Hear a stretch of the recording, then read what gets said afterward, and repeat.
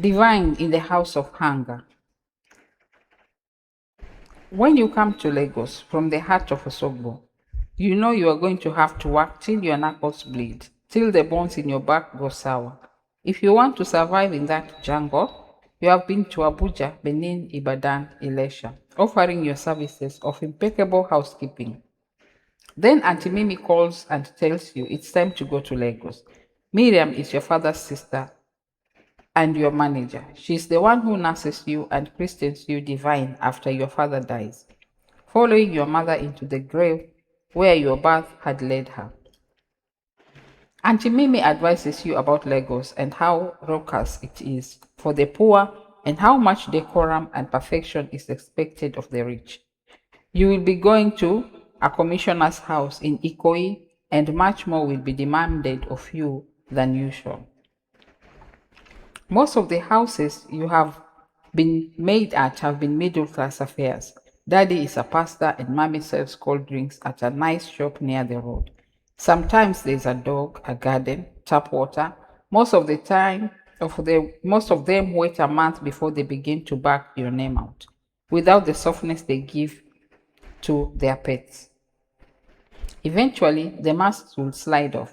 There was the daddy who slapped you when you refused to let him squeeze you from behind as you washed the plates. The woman who didn't let you show your hair in her house because its beauty would put her sons under a spell. You bend into various shapes for all these people, these families, and their peculiarities. You go blind to their secrets, even as you serve them with your lifeblood. Your Auntie Mimi is saving your salary till you'll have enough to write to WAEC or go to Ghana for fashion school. You trust her because she makes it a clause that you have your own phone at all the houses that you work, to call her when things go south. You get to Lagos on a Sunday alone. The sky is cloudless and blue as detergent. There is more noise and people than usual, but it's the same as all the other cities you've been to. Led around only by Auntie Mimi's voice to your destination. She tells you to get to Obalende and wait. You enter one of the yellow-black buses, sitting by the window to gaze upon the bricolage of the hot world outside. Everybody talks at the tops of their lungs here, and it makes you chuckle. When the bus zips over the ocean, which manages to be bluer than the sky above, you remember nothing. Somehow, even in homes where you were shown care and love, the moment you exit the door, turn your back and move away, you forget. Just like you forget that one of your names in the world is orphan. You have been both mother and father in all the places you've worked, caring for people with no blood ties to you, with the patience of surgeons. In Obalende, you wait. Auntie Mimi made you wear a bright red dress. People will walk past you without much a glance while you bake under the sun. You are feeling the heat on the back of your neck, with your knuckles when a polished black car stops in front of you, almost blinding you as the driver's window rolls down. "You be divine?" he asks. He's wearing sunglasses and an ironed suit. You nod, and he gestures that you enter the back seat. This is when you first meet Mrs. Arowolo. Mrs. Arowolo is one of those women who has made their ordinary beauty extraordinary through the sheer power of cash. Her skin is the color of something warm and honeyed. False hair that looks like it's moisturized with diamonds, crushed in clear oil, lies smooth against her head. Her clothes are simple, but a closer look reveals exquisite fabric, and her carriage is careful and precious, like that of royalty. When she speaks, it is in fine English, in a voice that you've only ever heard on the television.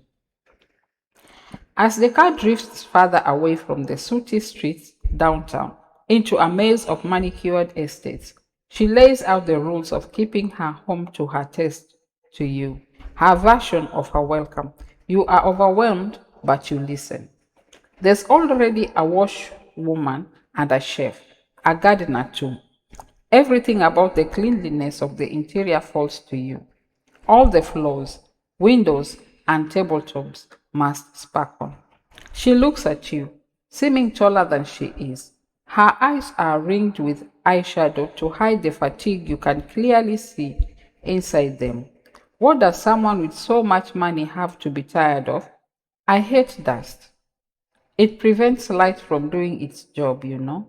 You will assist the cook when he needs you, with setting and clearing tables, washing up after, and sometimes preparations.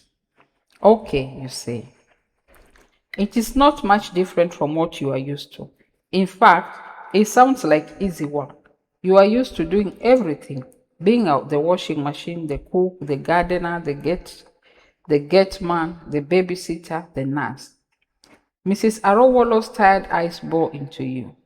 You are not allowed to answer me like that ever again. Every response from you to me must end with ma. You hear? If not, I'll send you back to the village you are coming from to continue cleaning up the piece of drunk men. You girls are all the same, ungrateful thieves. I'm sorry, ma. Mrs. Arowolo is already looking outside the window, her mind lost in some inner spin you can almost feel. The car is turning into a wide compound with carpets of grass and big trees, hedges neater than sugar cubes. A wide house painted the blue of the sky and the cream of tinned milk sprawls before you. It has pillars to welcome you through a front door of carved wood, where the car drifts to a stop. All the ironwork you can see is a clean floral bronze. You stepped out with your Ghana must go, almost afraid to step on the floor. Everything is so neat, too neat. Mrs. Arowolo is standing before the carved doors. They are each engraved with a trio of women dancing in skimpy arrow, their breasts free to the air. She turns around and says, "Hurry up, I don't have all day to carry you around like a child." Her voice is loud and hard.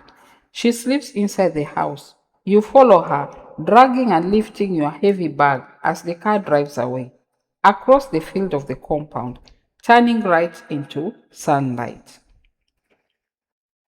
After the lights go out, you lie in bed in your room, anticipating and anxiety blurring your rest. Your eyes are heavy and sticky with sleep, but you can't shut them. The room is too big, too cold. Mops and brooms and buckets line the wall beside the door. Your pile of comfortable, colorful clothes is heaped in a corner. They will be useless from now on. Mrs. Arowolo has given you 3 sets of a uniform, black knee-length gowns of thick cotton. There is one white lace apron to cinch your waist, a pearl necklace and single pearl earrings, soft black moccasins. This is all new to you. You had been bought clothes before in old homes, usually new starched Ankara made for and co, for going to burials and weddings as a family unit. They did not want you to feel left out. So as a thumb. Here, the uniforms mean you are a cog in a machine destined for infallibility. You must be perfect in all that you do. Mrs. Arowolo had rested that point as she led you through the house earlier. It was as big inside as it looked from outside. There were so many parlors, big and small. There was a dining hall with heavy chandeliers and the longest table you have ever seen. The rooms were all tucked away from these open spaces. The house had been built to be shown off, and Mrs. Arowolo treats you like a guest, a spectator to be awed. You try your best to retain your composure, but your mouth falls open at the richness before you. So much gold, porcelain, glass glinting in amber light. She takes you around to the boys' quarters at the back of the house to meet the cook and the gardener, but they are out for the Sabbath, off to visit their families. The driver, Kayode, is asleep in his room, which is nestled inside a large garage filled with several luxury cars. After the pay from this one, you will definitely be going off to Ghana. Auntie Mimi did not tell you how much it was. but the excitement in her voice and her demand for your best work show their reason now. Your room is downstairs, next to the garage, and a tap that rushes cold so you can wake up and begin work without being a nuisance. As Mrs. Arowolo says, she seems bored yet laden with that sense of being lost in herself. Her showing you around lets you see brighter sides of her person. She even smiles once before she makes you dust all the paintings in the house that haven't seen any care since that boy left. You wonder who the boy is. She tells you she hired you because it is the season of hostings, dinner parties, brunch soirees, breakfast wine. There is something heavy in the air. It's dense, as in the aftermath of a catastrophe, and she carries it in the occasional strain of her voice, in the way she has to lean against walls often to catch her breath before continuing, her voice filling the spaces trying to remind the house that she was there. Before you go to sleep on this first night, you are sure you can hear someone wailing in the walls. Mama Clean, the washwoman, becomes your favorite and you hers. You meet her often at the top behind your room window, which is the quickest in the compound. The taps in the washroom are slow, so she prefers to come fill buckets outside to make the work faster. She spills things you want to cover your ears to forget. Baba, as she calls Mr. Arowolo, had done something so vile that he had to be evicted from his own home by Mrs. Arowolo. Now that boy where they do cleaner before you. Madam catch them inside the bed one day. She come forget something. Now so, it dey always happen. You go forget something. Catch your person they do the thing where they really want do. You are very quiet whenever she speaks. Your job doesn't involve knowing so much as doing. But that is the way of those who work under the system of the home. Things are seen and they must be spoken about. The driver, Coyote, and the gardener, Uncle King, don't talk to you much beyond morning greetings and thanks you when you take them their food. And you are grateful for that because you are now always tired. The football field worth of marble that you mop daily, the vast tabletops that make the ligaments in your right arm twitch, the corners of the high ceilings and chandeliers that you remove cobwebs from as your back moans in response, bleeding and ache you've never experienced before in smaller homes. This place takes too much of your energy to remain as perfect as Mrs. Arowolo once said, and you want to cry when the morning alarm for work sounds at 6 a.m.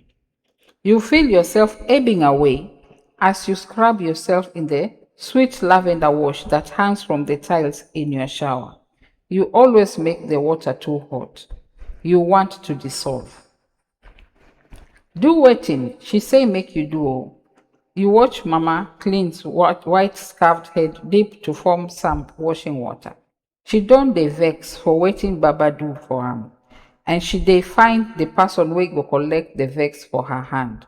I dey try my best to only see am when I wan collect my salary because na so she go dey look person like say she wan bite am. She looks up at you and smiles, her black face still beautiful under the wear of age, experience, and the routine of cleansing human excretions. You be good girl. I see say you don't master this work finish. Just do wetin them say make you do. When the visitor begin they come, now where the real work they be that. In the nights when everything is empty and quiet, you still hear that wailing, a sound of a thing being torn apart, of tearing itself apart. When you are not making surfaces shine within the house, you wash plates for George, fold Mama Clean's ironing, sweep away Uncle King's grass cuttings, run the house for Coyote to wash the cars. Care of the house moves seamlessly. Mrs. Arowolo is usually away until she returns at night and you have to go to her room and ask what she wants. She always rattles off a list that you have to run around to get together. Clean sheets, black tea with lime, a lot of fried chicken, flowers at the bedside so she can sleep better. Tomorrow, we begin to host a new round of guests. I hope you are ready to help me make it the best it can be. They must know that I am still who I am. I'm counting on you and the others to not fuck up. I can continue being someone on my own without Baderin and his ugliness in my house, you know? Yes, ma, you say. You've been practicing your English plus a meek smile and bow in the mirror. The uniforms have changed into a baby pink with black lace. There's even a second cook sleeping in the room opposite yours, a frail woman named Bola. You don't know why the hostings happen, but they begin very early, from 9 a.m. The women troop in their long gowns and high heels, their faces dusted gold, lips red. They drink wine and laugh very loud. Sometimes it seems like they are laughing at Mrs. Arowolo, who makes sure to laugh the loudest, sometimes falling to the ground drunk. This is when you realize she is always drunk. When you realize what George always pours in the coffee before he hands it to you every morning. The branches happen outside in the garden, under the biggest umbrella you have ever seen. They eat finger foods and drink more wine and laugh even harder at the stories of other people's failures. The air is always too sharp. When there is nothing to say, from where you stand in the sun, watching, you can see the eyes of the other women fail to look to Mrs. Arowolo's face. They gaze at the dark blood in their glasses. Someone begins to talk about a television show, with a lot of those fruits being so dirty and so brave. Effing all over the screen as a way to get the pressure that is bearing down on their soiree to escape, and Mrs. Arowolo's toned skin seems to melt off her face. She totters away from the table, over the lawn, and up to her room, her glass of wine never leaving her grip. You don't know why the mention of fruits would get her so angry as you follow to go soothe her. The second dinner of the hosting season, Mrs. Arowolo dresses to the tens, her gown of prime black silk, the diamonds at her throat and wrist, and her heels so sharp they almost catch you as you slip them onto her feet. The glass in her hand holds something stronger than wine. She sways as she walks down the stairs to greet her waiting guests. You think she is so beautiful, but completely lost in her sorrow. This time, there are some men waiting. Their beards and aftershave catch your eye and throat as you serve hors d'oeuvres and samosas. Your arms ache and you haven't been able to pause to eat anything more than stolen bites of chicken. You move to stand behind Mrs. Arowolo. Thank you for joining me today as we celebrate. And well, whatever the F we like. As we celebrate, her voice is too loud. The women whisper between themselves. The men gaze too hard at this woman falling apart. Yet everyone cheers and whoops their way to the feast laid out on the table. Midday through, they are chewing on roast duck and exotic pastas and several carefully arranged meals that reside only at the center of their wide plates. A woman rises to give a toast. She is wearing a small red dress and her hair is down to her hips. Her lips are wide and painted to match her dress. Everyone quiets as she knocks a knife against her champagne glass. They continue eating as they watch her speak. Mrs. Arowolo, who has been drinking since breakfast, seems to be on another plane. Her smiling and gazing around at her guests are like the motions of a robot with a glitch. The woman's words don't make any sense to you. They color the air in a slow sausage roll. Here's to our friend, finding a real man to love her. She concludes. There is silence at the table. The women are aghast. A few oblivious men clap. The woman sits down, deeply satisfied by her toast. Mrs. Arowolo stands up. Nkechi, please leave, she says, glaring at the woman. The woman smiles back, still sated by the after effect of her speech. Now, a scream. Her wine glass flung past Nkechi's ear. All of you, get the F out of my house. You watch as Mrs. Arowolo clenches her jaw and swipes her arms across the table, scattering still unopened bowls of native soup and jollof rice, glasses of wine, bottles of water, and flower vases across the laps of her seated guests. They leap to their feet and begin to walk out, some silently furious, others screaming obscenities about her clinging to Mr. Arowolo. George and Bola and Uncle King walk into the room as the small crowd of guests exits the house. You all gaze at Mrs. Arowolo, whose face is hot with anger and dark with trembling shadows from the chandelier above. What are you fools looking at? Clean it all up now before I come back down and fire you, your sorry asses. She turns and makes for the stairs, stumbling with no center. You, Diane, Divine, whatever your name is, follow me. You don't like to think of the violence. It is a knot under all the lives you've lived, beyond words that aim to scar and belittle. There is the allocation of pain to bend and break the spirit. It's how you go to be so good at your job, because you do not want to feel that way ever again. When you first started, you were bruised and battered repeatedly, with bells and palms and canes, and the only thing you could do was cry over the phone to Auntie Mimi, who always told you to endure. It's all part of the territory, she used to say.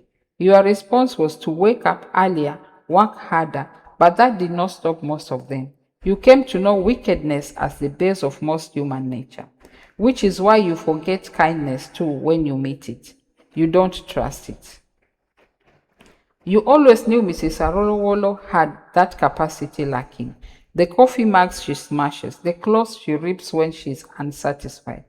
All that anger turned towards the inanimate makes you worry. So you do as you have always done and work harder than you can. Bow lower than your back can take. Don't look into her eyes. In her room, after her meltdown, you slip off her stilettos and peel off her gown for her as she sobs and talks to no one. She is beyond drunk now. Her rage has cracked open the safe where all the hidden stuff was put. Am I not beautiful enough? Did I not give enough of myself, care enough for my body, to turn my husband into such an abomination that he would lay with a herald, a mere houseboy? Now all these idiots, those idiots have turned me into their next laughingstock. I'll never, never be able to go out. All my friends. She sobs harder as you slip off her stockings. You remain quiet, doing your job, invisible hands, laying the stripped clothing down, moving the sheets. Should I run you about, Ma? You ask. Mrs. Arowolo's head is hung low. She has stopped crying. You think her strength is gone. But when she lifts her head to look at you, you stagger back. Her eyes are empty, like a corpse's. Come here. Her voice is too guttural and low. Come and kneel before me. You don't move. There is something wrong. Her hair has fallen over her face, matted with sweat. Even the room feels colder. Ma, what's the matter? I said come and kneel down here. You stay still, backing away slowly. You stood there and watched me be exposed and embarrassed like that. You must kneel down here and tell me you are sorry. Ma, tell me you are sorry for everything that happened tonight, she says dryly, lifting her hair out of her eyes as she stands to her feet. Apologize. Tell me you are sorry, Divine, or I'll get angry. You shake your head before she can finish her sentence, in disagreement from fear. Mrs. Arowolo growls, baring her teeth. You run for the door. A thick ash-ray flies through the air to hit the back of your head with a dull tongue, making you fall on the floor. You begin to spasm. There is pain down into your bones, but you can't scream. You have bitten your tongue in shock. Mrs. Arowolo watches you. Her eyes gleam, then pull with darkness. She begins to salivate as your spasms resist, as blood from your cracked skull slits to soak into the white rag at the center of the room. When you die, you find yourself here, watching your empty body gaze up at Mrs. Arowolo. She says to your corpse, "My name is Hunger," and bends down to begin feasting at your throat.